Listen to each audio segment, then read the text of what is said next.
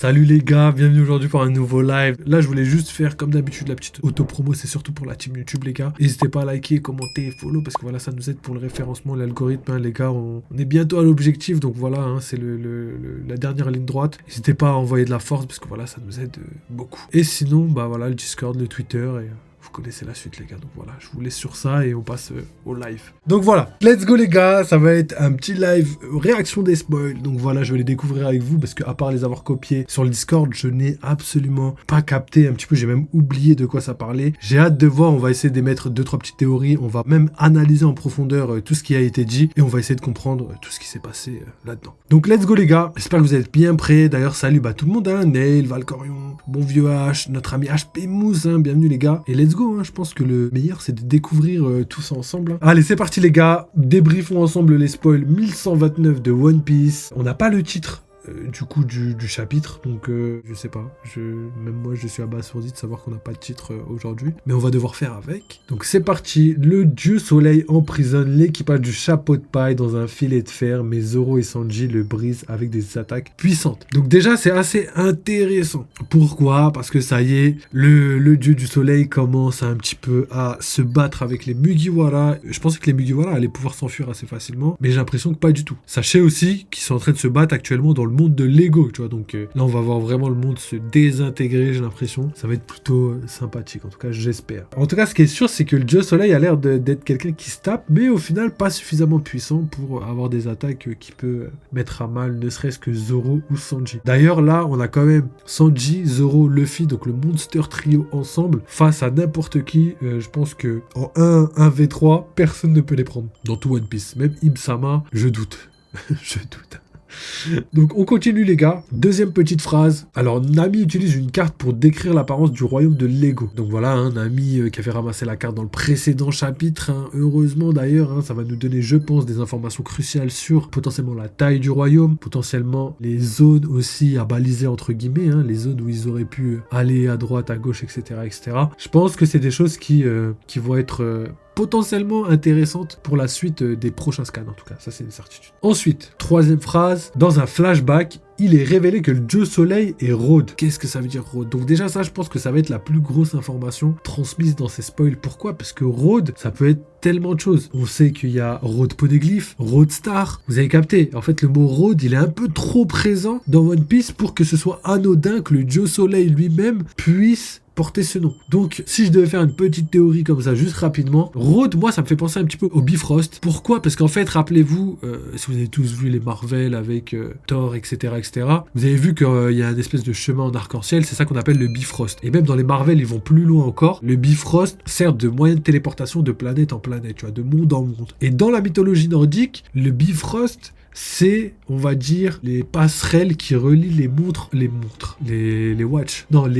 entre eux. C'est-à-dire qu'il y aurait des espèces de chemins de toutes les couleurs en arc-en-ciel qui lieraient les mondes entre eux, tu vois. Et ça, je pense que le côté Rhodes pourrait avoir son utilité là-dedans. Étant donné que le dieu soleil, potentiellement, pourrait avoir un lien avec, je sais pas moi, on avait déjà dit, émis l'hypothèse que ce soit Sol, le fait que la déesse Sol, qui représente le soleil, pourrait être derrière le personnage du dieu soleil, donc Rhodes. Et en même temps, je me dis que Heimdall, on avait déjà théorisé sur le fait qu'il puisse apparaître dans le chapitre, Heimdall, lui, par contre, pourrait être pas loin, étant donné que Heimdall a les yeux qui permettent de tout voir. Donc ça pourrait être intéressant de trouver quelqu'un qui a un acquis de l'observation tellement développé qu'il puisse tout voir sur l'île et qui soit considéré comme le dieu Heimdall. Ça pourrait être ultra bien fait. Et en plus, c'est celui qui, entre guillemets, garde le Bifrost. Donc je pense que ça pourrait avoir un lien avec tout ce qui est en train de se passer. Donc voilà, pensez à Heimdall, pensez à Sol. Après, dieu du soleil, pour moi, le côté déesse Sol, il y a vraiment beaucoup de chance. Après, là, il parle du Rhodes, du coup, du dieu soleil, mais au masculin. Donc comme on l'a dit, ça pourrait être une femme, mais ça pourrait être aussi un homme, étant donné que Baldur, le fils d'Odin, pourrait lui aussi être derrière le costume du dieu soleil, parce que voilà, Baldur, dieu de la lumière, entre guillemets, il a aussi énormément de liens avec le dieu soleil. Et aussi avec le Ragnarok, étant donné que quand viendra sa mort, viendra un hiver de 3 ans, et au bout des 3 ans viendra le Ragnarok. Donc voilà, vous comprenez un petit peu les inspirations nordiques qui pourraient faire irruption sur l'île d'Elbaf, mais en tout cas, je pense que au niveau des informations données, il y a quelque chose de cohérent. Après, il va juste falloir démêler toutes les informations pour mettre les plus importantes à un endroit et les moins importantes de l'autre, tout simplement. On continue. Donc là, je termine parce qu'il reste que 2 phrases, et après on passera à l'analyse et je répondrai à tous vos messages, les gars. Donc le Southern Sunny a traversé une zone de brouillard de sommeil, ce qui explique pourquoi l'équipage était inconscient. Donc déjà, on a l'explication de la raison pour laquelle ils étaient tous endormis et qu'ils ont perdu entre guillemets la mémoire. Donc ça, c'est assez intéressant. Ce qui explique pourquoi l'équipage était inconscient. Mugidd, donc le corbeau, je dirais pas d'Odin, hein, vous avez capté, mais on peut le supposer, a capturé le navire. Donc là, on comprend mieux comment ça s'est passé. Tout simplement, ils se sont tous endormis, ils ont traversé un brouillard de sommeil, et après, ils ont été capturés par le corbeau qui les a emmenés à un endroit, mais je pense qu'on verra pas la transition entre le moment où ils étaient dans la mer et l'endroit où ils ont été emmenés. Et du coup, je lis la dernière phrase. À la fin du chapitre, Nami Zeus frappe Rhodes d'un énorme coup de tonnerre, tandis que Luffy détruit un mur en utilisant le Gear 4. Il est révélé que le dieu soleil est Rhodes, un membre de l'équipage des pirates des géants dirigé par Ajrudin, et Rhodes n'est pas d'accord avec la décision d'Ajrudin du coup de rejoindre la grande flotte du chapeau de paille. Donc je vous avais parlé d'une personne qui pourrait faire partie de l'équipage des géants, qui pourrait trahir un petit peu l'équipage des Mugiwara. Bon, on n'en est pas loin, mais c'était pas cette vision que j'avais, tu vois. Je pensais pas que ça allait être révélé direct maintenant. Donc ça veut dire qu'il y avait bel et bien quelqu'un sur le bateau du coup de Ajrudin, donc les nouveaux pirates des géants et pas les anciens, qui lui ne voulait pas rejoindre la flotte de l'équipage de Luffy. Et je peux comprendre étant donné que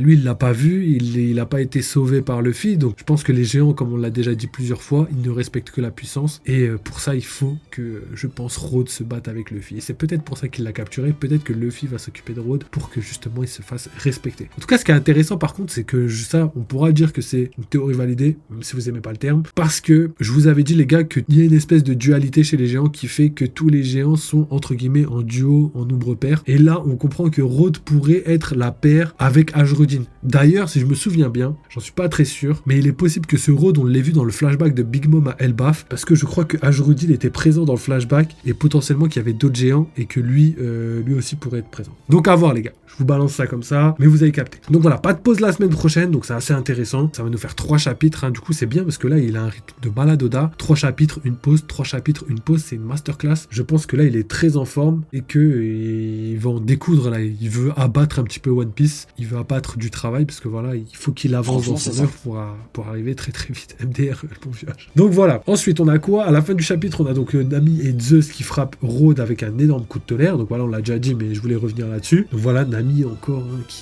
qui est de plus en plus utile entre guillemets dans l'équipage, hein, qui attaque de plus en plus, et le fait qu'elle utilise Zeus dans la mythologie nordique, vous allez capter que c'est plutôt pas mal, étant donné qu'elle pourrait être respectée, comme je l'ai déjà dit, étant donné que voilà, le tonnerre et les tonnerres, les éclairs, le fait de contrôler un petit peu le ciel est très présent dans l'univers viking, pousse mon esprit à penser que l'arme Uranus pourrait se trouver sur Elbaf, malgré le fait qu'on suppose que c'est l'arme Kim-sama A qui pourrait être Uranus. Donc voilà, on verra bien, mais je suppose encore, et je reste encore sur ma lignée tant que j'aurais pas vu les armes antiques devant mes yeux, que les armes antiques sont bel et bien humaines, que c'est quelque chose qui se transmet de génération en génération sans le savoir entre guillemets, en tout cas sans que le monde entier le sache, et que voilà, ils ont le pouvoir de parler à toute chose, la voix de toute chose. Ils ont aussi le contrôle sur potentiellement des choses qui pourraient créer des cataclysmes, un petit peu comme Momonosuke et comme Poséidon. Je le vois plus comme ça, donc on verra si la dernière arme se concrétise et devient ce que je viens de dire, ou si je me trompe totalement et que voilà, l'arme Jim-sama pourrait être une arme antique. Donc voilà, vous connaissez mes théories là-dessus. Vu qu'on a 0 information, je pense que le mieux c'est d'attendre, on verra, hein, on verra. De toute façon, on aura des réponses sur Elbaf très prochainement. Et sinon, c'est marrant que Luffy utilise le Gear 4, parce que je pense qu'il faut pas qu'il utilise le Gear 5. Je sais pas s'il a utilisé le Gear 5 devant les géants, devant Rhodes ou qui que ce soit, mais je pense qu'il faut pas qu'il l'utilise, parce que Luffy, c'est le vrai dieu soleil, c'est le vrai dieu soleil. Là on a un dieu soleil qui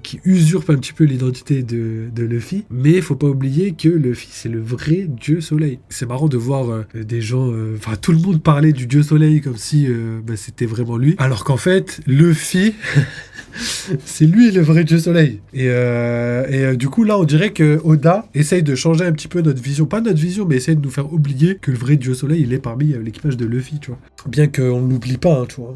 Donc voilà, en tout cas pour la react au spoil, il n'y a pas plus d'informations, donc on va devoir rester sur ça malheureusement, mais il y a quand même des informations suffisamment bien pour essayer de pré-shot ou de comprendre la suite. Hein. Donc voilà l'équipe, c'est la fin de cette première partie, je vous mettrai la deuxième partie juste en haut à droite, histoire que vous puissiez aller regarder assez facilement. Sinon, pour toute la team YouTube, n'hésitez pas à liker, à follow, à commenter, parce que ça nous aide dans l'algorithme et le référencement, et aussi on est bientôt au 1K, donc voilà les gars, n'hésitez pas à rejoindre le navire. N'oubliez pas, vive les jeux vidéo, vive One Piece, et à très bientôt.